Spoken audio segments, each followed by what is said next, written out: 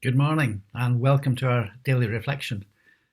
Many of us have inherited various traits, often our names from our parents, but many of our genes we get from the families of previous generations. Have you ever stopped to think about those long-lost generations, those long-lost families? Believe me, taking the time to trace your family tree is a rewarding, but can be time-consuming and at times a very frustrating pastime. I know because I spent most of the various lockdowns working on mine. I have so far found a cousin, twice removed, who in 1931 was shot dead while attempting an armed robbery in Sydney where he lived. Going further back to the 1400s, there is a cardinal, a nasty individual by all accounts, but who met a very sticky end himself. I've also discovered countless cousins I never knew I had, from places as far afield as America, Australia, and Skelmersdale. Unlike today, there are also a fair percentage born out of wedlock. One couple in particular resulted in being hauled before the local church, accused of fornication, the resulting child being my second great-grandmother, which is a good way to bring in one of today's set readings. It is a story of Jacob and what we'd call today his dysfunctional family. It is from Genesis chapter 30. The reading is, when Rachel saw that she was not bearing Jacob any children, she became jealous of her sister. So she said to Jacob, "Give me children or I will die." Jacob became angry with her and said, "Am I in the place of God? Who has kept you from having children?" Then she said, "Here is Bilhah, my servant. Sleep with her, so she can bear children for me, so I too can build a family through her." So she gave him her servant Bilhah as a wife. Jacob slept with her, and she became pregnant and bore him a son. Then Rachel said, "God has vindicated me. He has listened to my plea and given me a son." Because of this, she named him Dan. Rachel's servant Bilhah conceived again and bore Jacob a second son.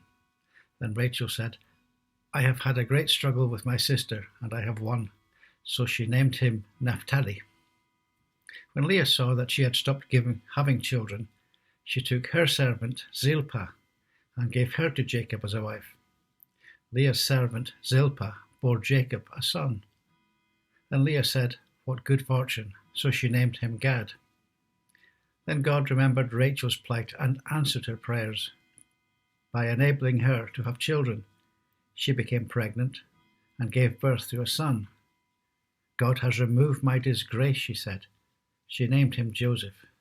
This is the word of the Lord.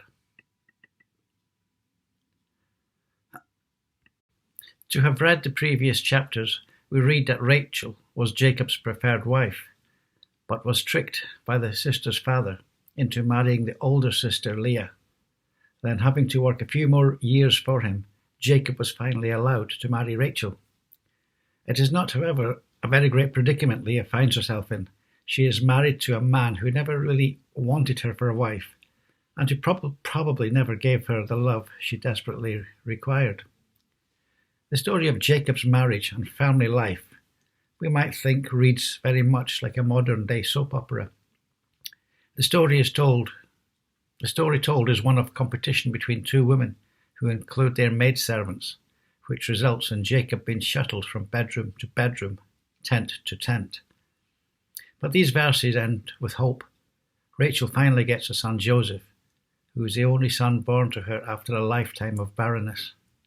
By the time Joseph did come along, she had endured a lot. While her sister Leah had had many children to Jacob, she had none until now. The point the writer of Genesis is making here is that it was while Rachel was at her lowest, most vulnerable state, God gave her Joseph. What we learn from the God of the Bible here is that he is one who is drawn towards those who cannot or are unable to do anything for themselves. We like to think we are a bit more civilized today, but there is much in those verses that mirror what is in our lives today. Yes, there is love, but there is also envy, anger, jealousy, and lack of faith. Those characteristics follow into almost the remainder of the book of Genesis, and it is Joseph's story that takes up most of the remainder of the book of Genesis.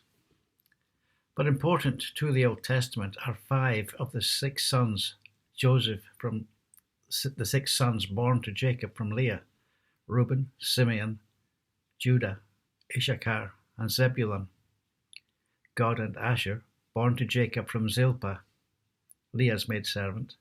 Dan and Naphtali, born to Jacob from Bilhah, the maidservant of Rachel.